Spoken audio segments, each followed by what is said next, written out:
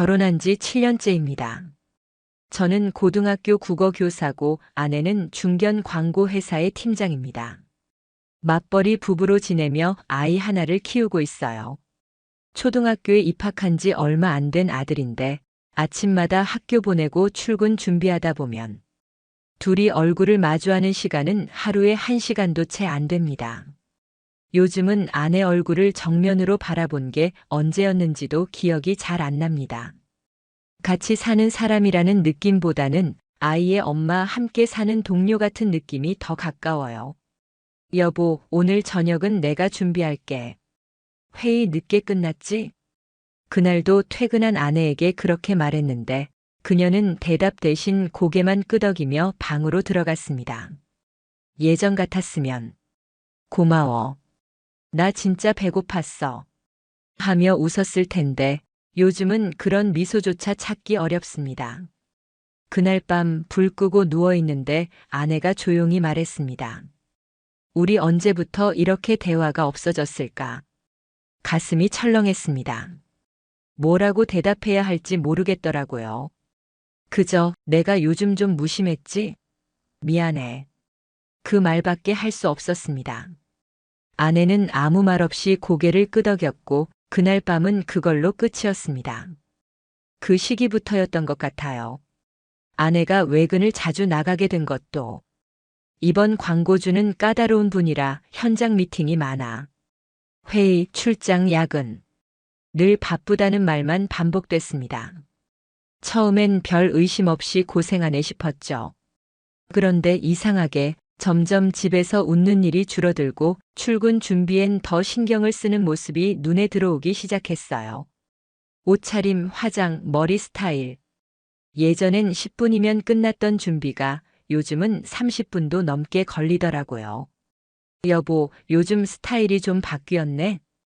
기분 전환 좀 하려고. 그러곤 미소를 지었습니다.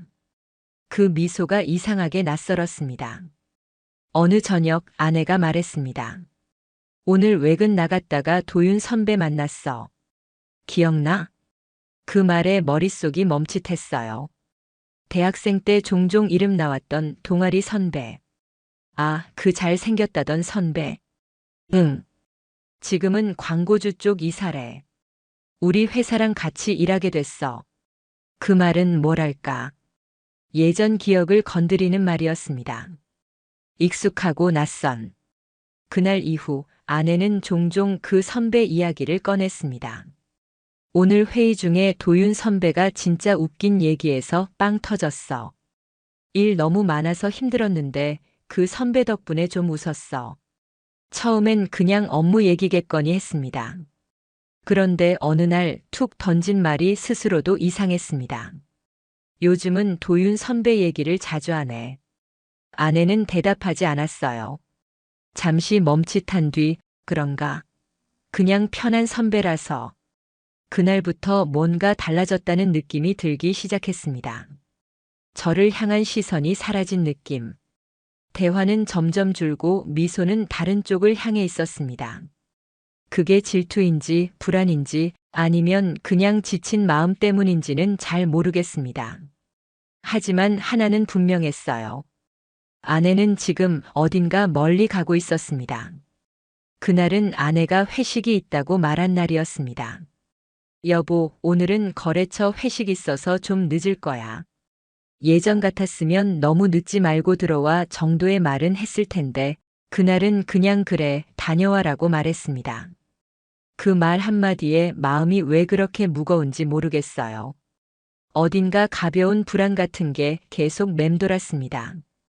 밤 11시를 넘긴 시간. 아내가 현관문을 열고 들어왔습니다. 옷차림은 정돈되어 있었고 술 냄새는 거의 나지 않았어요. 많이 피곤했어? 응, 생각보다 일찍 끝났어. 목소리는 차분했지만 그 안에 어딘가 멍한 기운이 느껴졌습니다. 다음 날 아침 아내는 평소보다 더 일찍 일어났고 출근 준비에도 이상하리만치 공을 들였습니다. 옷장 앞에서 서성이는 시간, 머리를 말리는 자세, 심지어 향수를 뿌리는 타이밍까지 아내의 등 뒤에서 말했습니다. 여보, 요즘 왜 이렇게 꾸미는 거야? 그냥 여자로서 나를 좀 챙기고 싶었어. 그 말에 말문이 막혔습니다.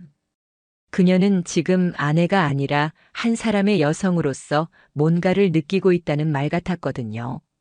그리고 몇 날 며칠이 지나 아내는 또 외근을 핑계로 늦게 들어왔습니다. 미팅하다가 도윤 선배랑 밥 먹고 들어왔어. 진짜 피곤하다. 그 말 속에 담긴 이름. 또 도윤이었습니다.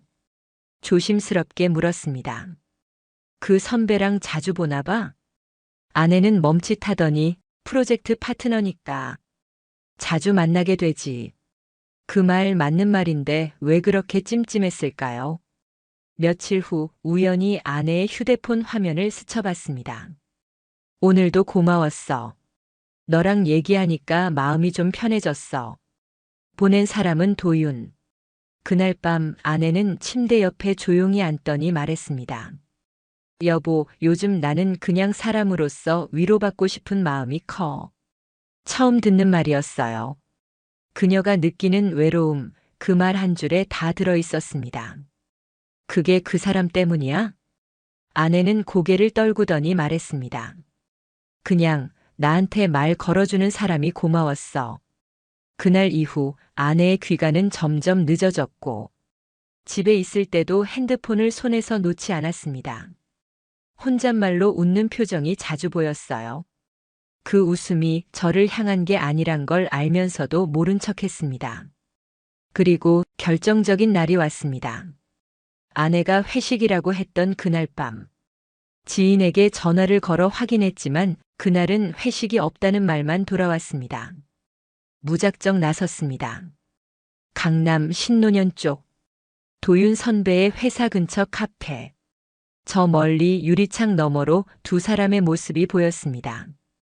도윤 선배와 아내는 마주 앉아 손을 맞잡고 있었습니다. 그 순간 심장이 무너져 내리는 소리가 들리는 것 같았습니다. 돌아서야 했지만 한참을 서 있었습니다. 눈물도 안 났고 화도 안 났습니다. 그냥 숨이 막혔습니다. 그날 밤 아내는 평소처럼 문을 열고 들어왔습니다. 미안. 회식이 늦게 끝났어. 그 말에 아무 말도 하지 못했습니다. 그녀는 문을 닫고 방으로 들어갔고 저는 거실에 그대로 앉아 있었습니다. 아내는 그날 선을 넘었습니다. 그날 이후로 저는 아내를 조심스럽게 관찰하기 시작했습니다. 의심이라는 단어가 제 머릿속을 맴돌기 시작한 것도 그쯤부터였죠. 퇴근 시간이 가까워 오면 괜히 초조해졌습니다. 몇 시에 들어오는지, 언제 씻는지, 휴대폰을 손에서 놓는 시간이 있는지. 그동안 당연하게 지나쳤던 행동들이 하나하나 눈에 들어오기 시작했어요.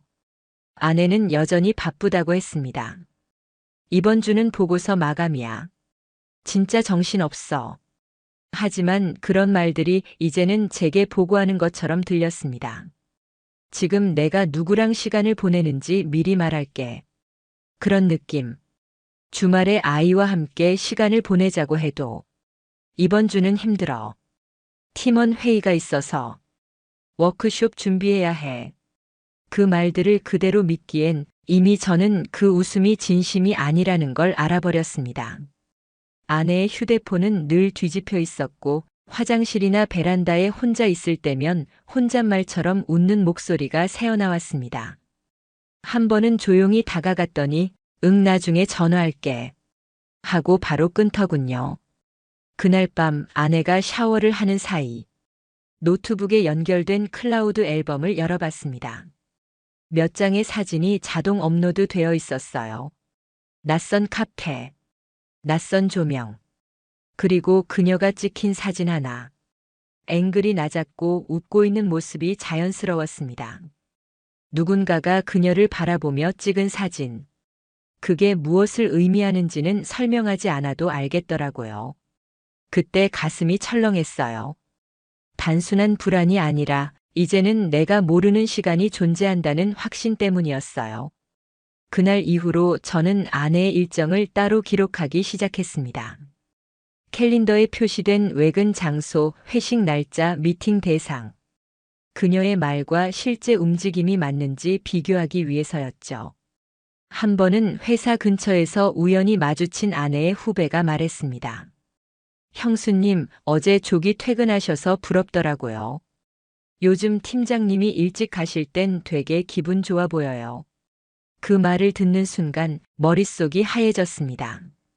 전날 아내는 광고주 미팅 때문에 늦는다고 했거든요. 그날 밤 아내는 늦게 들어왔고, 진짜 힘들다. 하루 종일 미팅만 하다 왔어. 그 말이 제 가슴을 찢었습니다. 이제 저는 확신했습니다. 아내는 저에게 거짓말을 하고 있었습니다. 하지만 아직 직접적인 증거는 없었습니다. 그래서 더 조심스러워졌습니다. 휴대폰 비밀번호는 바뀌어 있었고, 이전에는 공유했던 암호조차 잊혀졌죠. 그게 말해주는 건 단 하나였어요. 지금 당신은 더 이상 들여다보지 마. 하지만 저는 이제 멈출 수 없었습니다. 그녀가 내 아내인지 확인해야 했고, 내 아이의 엄마로서 지켜야 할 사람이 맞는지 제 눈으로 똑똑히 봐야 했습니다. 그리고 그 감시의 끝에서 저는 모든 것을 뒤바꿀 단서를 발견하게 됩니다. 그 주 금요일 아내는 일찍 퇴근한다고 말했습니다. 오늘은 도윤 선배랑 외부 회의 한 건 있고 일찍 끝날 것 같아. 그 말을 듣는 순간 외부 회의라는 말이 또 가슴에 걸렸습니다. 회의라는 말 뒤에 무엇이 숨어 있는지 이제는 너무 잘 알고 있었거든요. 퇴근 시간 즈음 아내의 회사 근처에 갔습니다. 말없이 기다렸습니다. 그리고 6시 반쯤 도윤 선배와 함께 나오는 아내를 봤습니다. 둘은 길 건너 카페로 향했고 누가 봐도 업무와는 거리가 먼 분위기였습니다. 웃고 있었고 도윤 선배는 아내의 팔목을 자연스럽게 붙잡고 있었어요. 가슴이 철렁했습니다. 마치 누가 내 안의 바닥을 열어젖힌 것 같았어요. 하지만 저는 그 자리에 서 있기만 했습니다. 소리도 걸음도 낼 수 없었어요. 그날 밤 아내는 광고주가 미팅을 길게 잡아서 늦었어. 밥은 먹었어? 늘 하던 말투였고 표정은 이상할 정도로 평온했습니다. 저는 대답하지 않았습니다. 그저 응 한마디로 넘겼습니다. 지금 이 사람은 더 이상 저와 같은 공간에 살고 있지 않다는 걸 느끼고 있었거든요. 며칠 후 회사 근처에서 아내의 후배를 마주쳤습니다. 그는 저를 보며 머뭇거리다 조심스레 말을 꺼냈습니다. 형수님, 요즘 도윤 이사님이랑 자주 다니시던데요. 팀원들 사이에서도 좀 말이 많아요. 그 말은 칼처럼 꽂혔습니다. 이제는 저뿐만 아니라 다른 사람들 눈에도 보이기 시작한 거죠. 그날 밤 아내에게 물었습니다. 요즘 도윤 선배랑 일 많이 해? 응. 거의 붙어 다녀. 이번 캠페인은 그쪽 광고주니까. 이제는 대놓고 말하는구나 싶었습니다. 아무렇지 않게 당당하게 마치 내가 더 이상 신경 쓸 권리가 없다는 듯이. 그 주말 아내는 새벽까지 컴퓨터 앞에 앉아 있었습니다. 월요일 회의 자료 준비해야 해. 모니터 화면을 슬쩍 보니 PPT 창은 열려 있었지만 한참 동안 아무런 수정도 없었습니다. 대신 카톡 알림이 연달아 뜨고 있었습니다. 이름은 없었지만 대화 말미에 이렇게 적혀 있었습니다. 우리 월요일엔 좀 긴 시간 볼 수 있을까? 그 말에 숨이 턱 막혔습니다. 아내는 지금 누군가와 일정을 나누고 있었습니다. 그건 단순한 감정선이 아니라 이제는 명백한 이중생활이었습니다. 그리고 그 사실을 회사 사람들이 눈치채기 시작했다는 건 곧 이 거짓된 일상이 더 이상 유지되지 않을 거라는 뜻이기도 했습니다. 그날 밤 아내는 늦게 들어왔습니다. 오늘은 도윤 선배랑 자료 정리하고 광고주랑 마지막 미팅까지 했어. 피곤한 듯 말했지만 화장은 거의 지워지지 않은 상태였습니다. 눈가엔 약간의 반짝임이 남아 있었고 립스틱은 희미하게 남아 있었습니다. 그런 모습들을 보는 순간 저는 직감적으로 알 수 있었어요. 오늘도 일은 하지 않았다는 걸요. 조심스럽게 물었습니다. 도윤 선배는 결혼 안 했지? 아내는 아주 짧게, 아니 했는데 지금 별거 중이래. 이혼 준비 중이래. 그 말에 가슴이 턱 막혔습니다. 이혼 준비 중.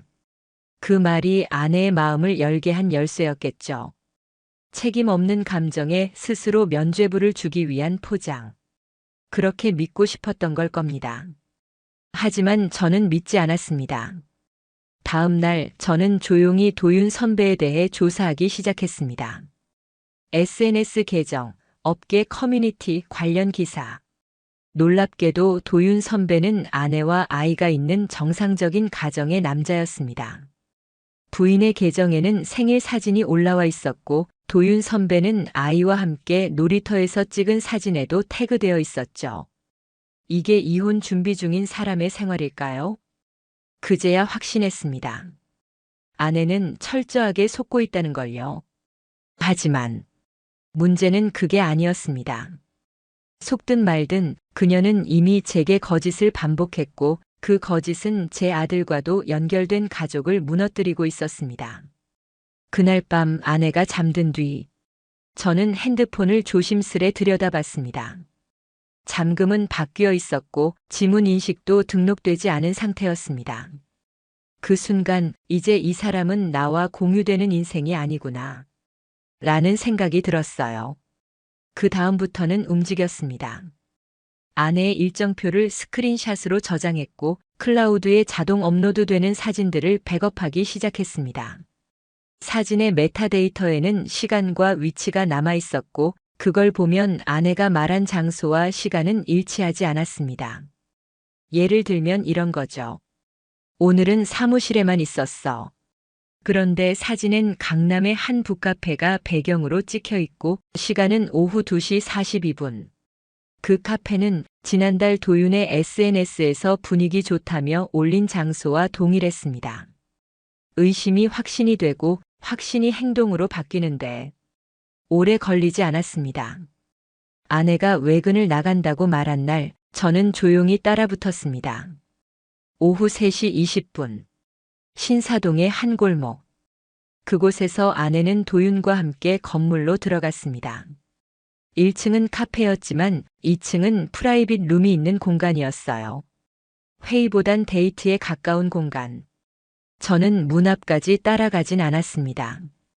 대신 건물 출입 시각과 사진을 남겼습니다. 증거가 필요했으니까요. 그리고 그날 밤 아내가 평소처럼 문을 열고 들어오며 말했습니다. 오늘 외근 진짜 힘들었어. 자료가 자꾸 바뀌어서. 그 말을 듣는 순간 이제 더는 감정으로 대화를 할 수 없겠다고 느꼈습니다. 진실을 말하지 않는 사람과는 말이 아니라 기록으로 대화해야 하니까요.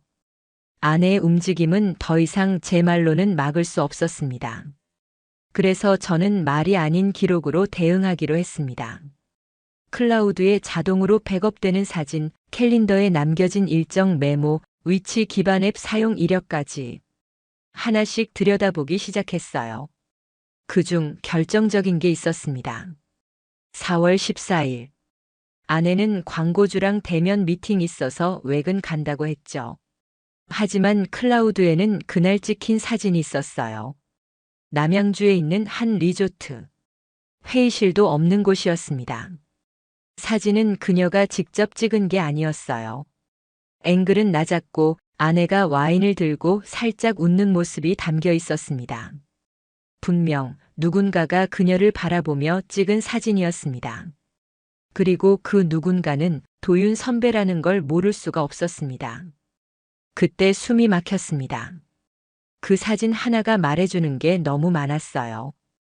장소, 시간, 표정, 분위기. 이건 그냥 외도다. 그 생각이 처음으로 입 밖으로 나왔습니다.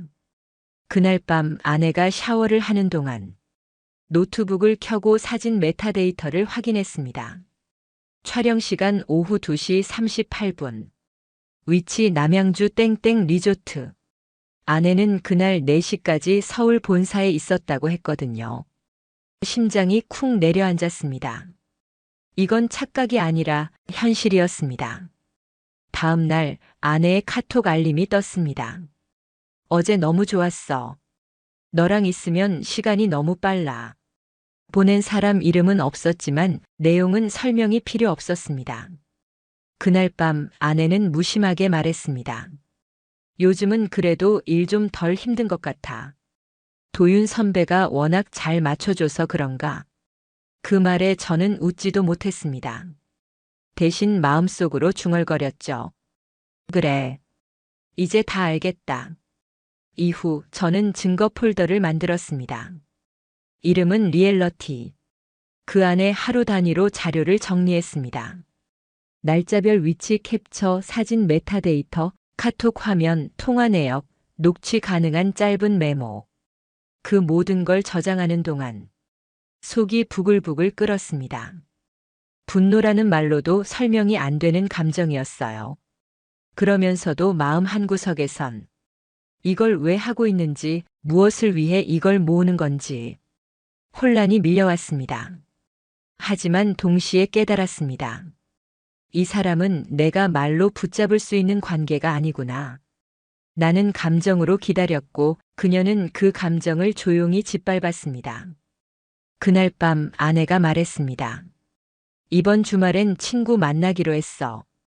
결혼한 친구인데 힘들다길래. 친구. 이제 그 말은 거짓의 시작처럼 들렸습니다. 이제 더는 참지 않기로 했습니다. 그리고 그 주말, 저는 은밀하게 움직이기 시작했습니다. 학교 점심시간 평소보다 조용했던 제 모습을 본 지혜가 말을 걸어왔습니다. 지혜는 같은 학년 국어 교사였고 저와는 5년 가까이 함께 일한 동료였죠.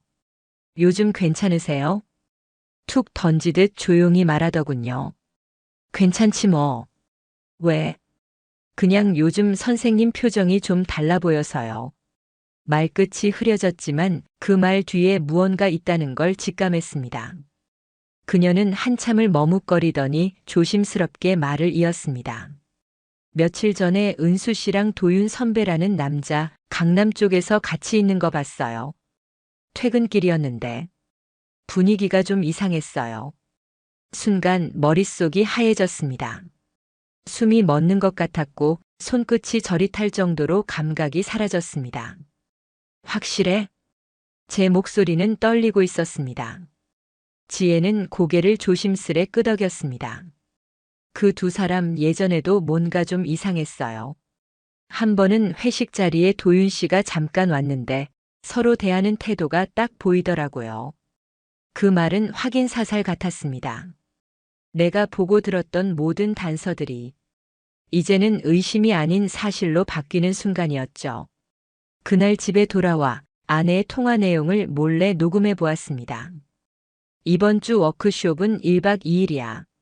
남편한텐 그렇게 말했어. 걱정 마.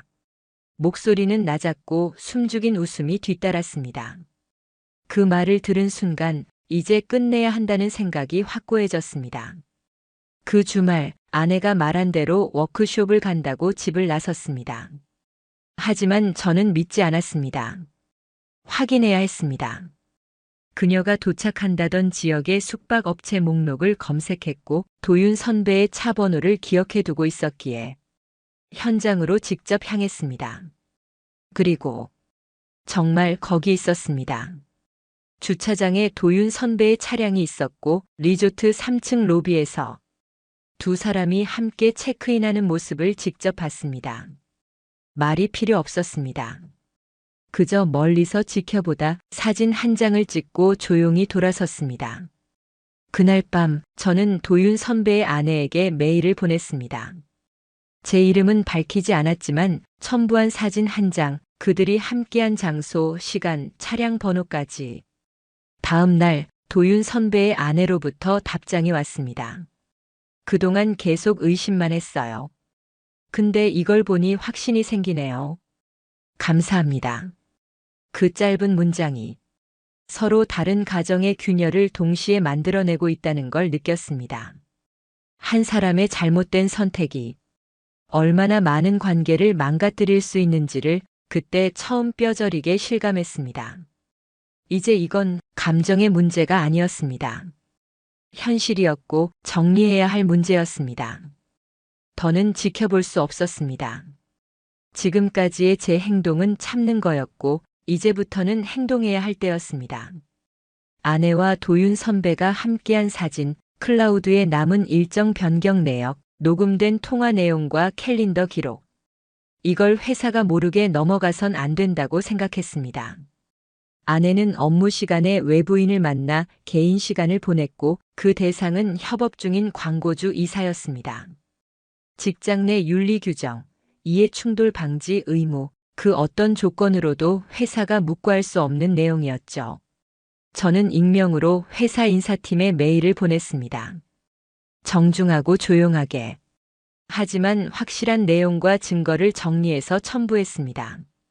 귀사 소속 팀장이 광고주와 사적인 관계를 맺고 있으며 업무 시간 중 특정 장소에서의 잦은 만남과 프로젝트 관련 비공식 지시가 이루어지고 있습니다. 메일을 보낸 다음 날 아내는 평소와 다르게 조용했습니다. 오늘 인사팀에서 부르더라. 무슨 이유인데? 글쎄 익명 제보가 있었다는데 나랑 도윤 선배 얘기래. 순간 심장이 요동쳤습니다. 그녀가 눈치를 챘을까? 하지만 아내는 말없이 창밖만 바라보며 요즘은 왜 이렇게 날씨가 흐리지? 라고만 말했습니다. 며칠 후 도윤 선배에게 변화가 생겼습니다. 그가 소속된 광고회사 측에서 공식적으로 캠페인 계약을 파기했다는 소식이 들려왔고 업계 커뮤니티에도 이사, 여성 팀장과의 의혹이라는 익명글이 올라오기 시작했습니다. 그의 얼굴이 실린 프로필은 빠르게 내려졌고 회사는 내부 정리 중이라는 입장을 내놨죠. 한편 도윤 선배의 아내도 움직이기 시작했습니다. 그녀는 법적 대응을 준비하고 있었고 제가 제공한 자료를 바탕으로 위자료 청구를 예고했습니다. 조만간 이혼 소송도 함께 들어갈 거예요. 그녀의 말은 단호했고 그 안에는 분노와 침착함이 동시에 담겨 있었습니다. 그날 저녁 아내는 회식이 없다며 일찍 들어왔습니다. 하지만 그 얼굴엔 피로보다 두려움이 서려 있었습니다. 요즘은 그냥 내가 왜 이렇게까지 왔는지 모르겠어. 그 말은 스스로가 만든 파국을 마주하고 있다는 자백 같았습니다. 이제 저는 그동안의 자료를 하나의 문서로 정리하기 시작했습니다. 배우자의 외도 및 업무상 부적절 행위 관련 기록. 문서 제목은 차갑고 건조했지만 그 안에 담긴 저의 감정은 처절하고 뜨거웠습니다. 지금까지 참았던 모든 것을 하나씩 정리하고 법률 상담을 예약했습니다. 아내에게는 아직 말하지 않았습니다. 하지만 조만간 그녀도 이 자료를 보게 될 겁니다. 징계위원회는 생각보다 빨리 열렸습니다. 회사 인사팀은 아내에게 정식 서면 소명서를 요구했고 도윤과의 관계에 대해 업무 외적인 사적 개입이라는 항목으로 조사에 착수했습니다. 며칠 뒤 아내는 집에 들어오자마자 한참을 말없이 앉아 있었습니다. 오늘 회사에서 공식 경고받았어. 팀장직은 당분간 유지 못할 것 같아. 표정은 무너져 있었고 입술은 말라 있었습니다. 회의도 빠지고 프로젝트는 전면 이관됐어. 본사에서 나오라는 얘기나 다름없지. 그녀의 목소리는 울음 섞인 웃음처럼 들렸습니다. 그때 저는 아무 말도 하지 않았습니다. 아내는 자리를 잃었고 도윤은 소속 회사에서 공식 해고됐습니다. 업계 단톡방엔 도윤의 실명과 함께 계약 취소, 후속 프로젝트 제외 같은 글들이 돌기 시작했어요. 그 인간 끝났대. 실무자가 그 짓을 하면 누가 신뢰하냐고. 지인에게서 들은 말은 차갑고 명확했습니다. 그때 아내가 제게 물었습니다. 당신이 고발한 거야? 저는 고개를 끄덕이지도 부정하지도 않았습니다. 그래, 그렇겠지. 그럴 줄 알았어. 그 말은 분노도 원망도 아닌 그저 체념처럼 들렸습니다. 그리고 며칠 뒤 아내는 회사 내에서 좌천됐습니다. 신입 교육팀으로 발령이 났고 그동안 해오던 모든 프로젝트는 정리됐습니다. 아내는 새벽마다 깨서 한참을 멍하니 앉아 있었습니다. 휴대폰도 보지 않았고 화장도 하지 않았습니다. 그렇게 멍한 얼굴로 부엌에서 식탁을 닦거나 창밖만 바라보는 일이 늘었습니다. 그런 그녀를 아이도 느끼기 시작했습니다. 아빠, 요즘 엄마는 왜 맨날 조용해? 엄마는 왜 나랑 얘기 안 해? 아이의 눈동자에는 걱정과 불안이 뒤섞여 있었습니다. 엄마가 좀 아파. 그래서 조용히 쉬는 거야. 그 말을 하며 아이를 안았는데 그 순간 제 손이 얼마나 차가운지 느껴졌습니다. 한 번은 아이가 낮잠에서 깨어나 혼잣말처럼 중얼댔습니다. 아빠는 엄마 싫어졌어? 아빠는 엄마랑 왜 말 안 해? 그 말에 가슴이 찢어지는 것 같았습니다. 이건 둘만의 문제가 아니라는 걸 그제야 뼈저리게 느꼈습니다. 그리고 며칠 뒤 아내는 말없이 이삿짐을 정리하기 시작했습니다. 작은 캐리어 하나에 옷을 몇 벌 넣더니 잠깐 혼자 지낼게. 정리 좀 하고 나서 다시 얘기하자. 그 말 뒤로 아내는 문을 열고 나갔습니다. 이제 집엔 저와 아이 단둘만 남았습니다. 그리고 그 밤 아이와 함께 잠든 거실 한켠에서 저는 조용히 눈을 감았습니다. 모든 것이 무너지는 소리가 귀 안쪽에서 웅웅 울리고 있었습니다. 아내가 집을 나간 지 며칠이 지났습니다. 그동안 저는 아이와 조용히 지냈고 주말이면 함께 공원에 가거나 학원 숙제를 도와주며 시간을 보냈습니다. 아이 앞에서는 아무렇지 않은 척했지만 문득문득 공허감이 밀려왔습니다. 특히 식탁에 둘이 마주 앉을 때 한자리가 비어 있다는 사실이 자꾸 눈에 들어왔어요. 그러다 어느 날 아내에게서 문자가 왔습니다. 시간 좀 낼 수 있을까? 얘기하고 싶어. 장소는 집 근처 조용한 카페였습니다. 그녀는 초췌한 얼굴로 앉아 있었고 저를 보자마자 고개를 숙였습니다. 그동안 진심으로 미안했어. 그 말이 나올 줄은 알았지만 막상 들으니 아무런 감정이 일지 않았습니다. 처음엔 그저 위로받고 싶었어. 내가 너무 지쳐 있었고 당신도 바쁘고 우리 대화도 없고. 그녀의 말은 이어졌지만 저는 더 이상 이해하려는 마음이 없었습니다. 그래서 불륜을 선택한 거야? 제 목소리는 차가웠고 그녀는 말을 잇지 못했습니다. 잘못한 거 알아. 근데 난 그게 감정이란 걸 이렇게까지 될 줄 몰랐어. 그 감정이 우리 가족을 망쳤다는 건 알고 있어? 아이도 느끼고 있어. 엄마가 달라졌다고 대답 안 한다고 자기 때문에 엄마가 사라진 줄 알 수도 있어. 그녀의 눈가에 눈물이 맺혔습니다. 그 말은 하지 마. 제발. 하지만 저는 멈추지 않았습니다. 이건 용서의 문제가 아니야. 이건 책임의 문제야. 그리고 나는 지금 더 이상 같이 살 이유가 없어. 그 말에 그녀는 조용히 고개를 끄덕였습니다. 이혼하자. 그 말은 아주 차분하게 나왔습니다. 마치 오래전부터 준비된 말처럼. 양육권은 내가 가질 거야. 넌 원하는 만큼 아이를 만날 수 있어. 하지만 너와 다시 부부로 사는 일은 없을 거야. 그녀는 잠시 눈을 감고 숨을 고른 뒤 말했습니다. 그래. 받아들일게. 내가 자초한 일이니까. 그 순간 가슴이 찢어지는 고통이 몰려왔습니다. 하지만 그 고통을 꺼내 보일 수는 없었습니다. 이미 끝난 관계에 감정은 사치였으니까요. 카페를 나서며 뒤에서 그녀가 조용히 말했습니다. 여보, 정말 미안해. 그리고 고마웠어.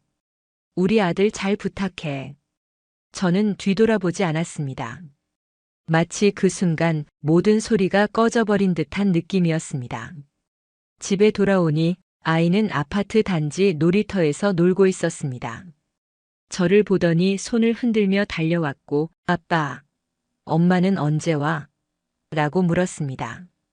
한참을 망설이다가 그 아이를 꼭 안아주며 말했습니다. 엄마는 당분간 좀 멀리서 너를 볼 거야. 그 말을 하는 내내 가슴이 타들어갔습니다. 그날 밤 저는 이혼 서류를 정리했습니다. 변호사와의 미팅 날짜도 잡았고 상간자 소송 준비도 함께 진행했습니다. 다시는 누구에게도 이렇게 무너지지 않기 위해서 며칠 후 저는 변호사를 통해 이혼 소장을 접수했습니다. 양육권은 당연히 제가 가져가는 걸로 정리됐고 위자료 청구는 하지 않기로 했습니다. 하지만 상간자에 대한 민사소송은 따로 진행했습니다. 도윤 선배는 끝까지 연락을 피했고 법원에서 송달 명령을 내려서야 겨우 응답했습니다. 소장에 첨부된 증거는 충분했습니다. 카페에서 찍은 사진, 클라우드에 남은 위치 기록, 호텔 체크인 내역, 캘린더 스크린샷, 문자와 음성 녹취까지. 도윤 측 변호인은 본인의 감정은 순수했다. 서로의 위로가 있었을 뿐 육체적인 관계는 없었다고 주장했지만 그 말이 변명이란 건 판사도 알았던 것 같습니다. 도윤은 위자료 1,500만 원 지급 판결을 받았고 부인의 소송에서도 별도로 청구된 금액을 부담해야 했습니다. 그 이후 도윤은 업계에서 완전히 퇴출됐습니다. 소속 회사는 물론 그와 일한 광고 대행사들조차 그를 블랙리스트에 올렸습니다. 한때 잘 나가던 크리에이티브 디렉터는 이제는 신뢰를 저버린 남자로 낙인 찍혔죠. 한편 아내는 친정에도 사실을 들켰고 양가 모두에게 등을 돌리게 됐습니다. 우리가 너한테 얼마나 해줬는데 이게 뭐야? 너 애는 생각 안 했니? 그 말들은 피보다 날카로운 칼처럼 아내의 마음을 베었을 겁니다. 한때 친구였던 이들도 연락을 끊었습니다. 아내가 혼자 다니는 모습이 회사 근처에서 목격됐다는 소문도 들려왔고 본사 건물 카페에서 혼자 앉아 텅 빈 노트북 화면만 바라보던 모습도 누군가 사진으로 보내주더군요. 그리고 얼마 지나지 않아 아내는 정식으로 인사 이동 요청서를 제출했고 지방 영업 지점으로 좌천됐습니다. 출퇴근 거리는 왕복 3시간. 대중교통도 없는 지역. 그녀는 가끔 집 근처에 와서 아이를 멀리서 지켜봤다고 합니다. 그 말을 전해 들었을 때 가슴 한쪽이 묘하게 시려왔습니다. 그러던 어느 날 아내에게서 문자 하나가 왔습니다. 고마웠어. 당신 아니었으면 지금의 나도 없었을 거야. 이제는 더 이상 연락하지 않을게. 그 짧은 메시지에 답장을 하지 않았습니다. 이제 그녀는 제 삶에서 과거가 되었고 아이에게는 한때 함께 살았던 사람이 되었습니다. 그게 현실이었습니다. 법원은 제가 아이의 양육권을 갖는 것으로 판결을 내렸습니다. 그 판단에는 많은 것들이 고려됐겠지만 무엇보다 지금의 아내는 누군가를 책임질 준비가 되지 않았다는 게 결정적 이유였습니다. 아이는 그 이후로 저와 함께 살아가고 있습니다. 평일엔 학교를 다녀오고 주말이면 근처 공원에서 자전거를 타며 소소한 일상을 보냅니다. 이혼이 법적으로 확정된 날 서류를 정리하며 나는 마음속으로 다짐했습니다. 이 아이에게만큼은 절대로 상처를 반복하지 않겠다. 그날 이후 아내는 연락을 끊었습니다. 면접 교섭권은 유지됐지만 직접 요청한 적은 없었습니다. 아마도 아이 앞에 서는 게 두려웠을 겁니다. 아니면 자신에게 그럴 자격이 없다고 느낀 걸지도 모르죠. 이따금 아이도 엄마 얘기를 하곤 했습니다. 아빠, 엄마는 언제 다시 집에 와? 엄마는 왜 나랑 같이 안 살아? 그럴 때면 저는 아이를 안고 조용히 말하곤 했습니다. 엄마는 지금 혼자서 정리할 시간이 필요해. 그래도 너를 항상 생각하고 있어. 아이는 말없이 고개를 끄덕였고 그 눈빛엔 어린아이답지 않은 이해가 담겨 있었습니다. 시간이 흐르면서 아이의 일상은 안정을 찾아갔고 저도 다시 학교 생활에 적응해 갔습니다. 점심시간 동료 선생님들과 웃으며 대화도 하게 되었고 퇴근길에는 아이를 학원에서 데려오는 일상이 익숙해졌습니다. 그러던 어느 날 퇴근길에 아이와 함께 동네 카페에 들렀습니다. 따뜻한 라떼 한 잔과 아이가 좋아하는 초코 케이크 하나를 주문하고 창가 자리에 앉아 있었죠. 그때였습니다. 카페 유리창 너머로 누군가가 우리를 바라보고 있었습니다. 창밖 조용히 서 있는 아내였습니다. 그녀는 말없이 아이와 저를 바라보고 있었고 우리의 웃는 모습을 한참 지켜보다가 고개를 숙였습니다. 그녀의 입술이 살짝 움직였지만 소리는 들리지 않았습니다. 그저 작은 미소 같은 걸 지은 듯 했죠. 그리고 천천히 돌아서 사람들 사이로 걸어가 사라졌습니다. 그 순간 마음 한쪽이 묘하게 저릿했습니다. 복잡한 감정은 아니었습니다. 미움도 연민도 아닌 그저 끝났다는 실감. 이제는 그녀를 붙잡을 이유도 그녀가 돌아올 곳도 없다는 걸.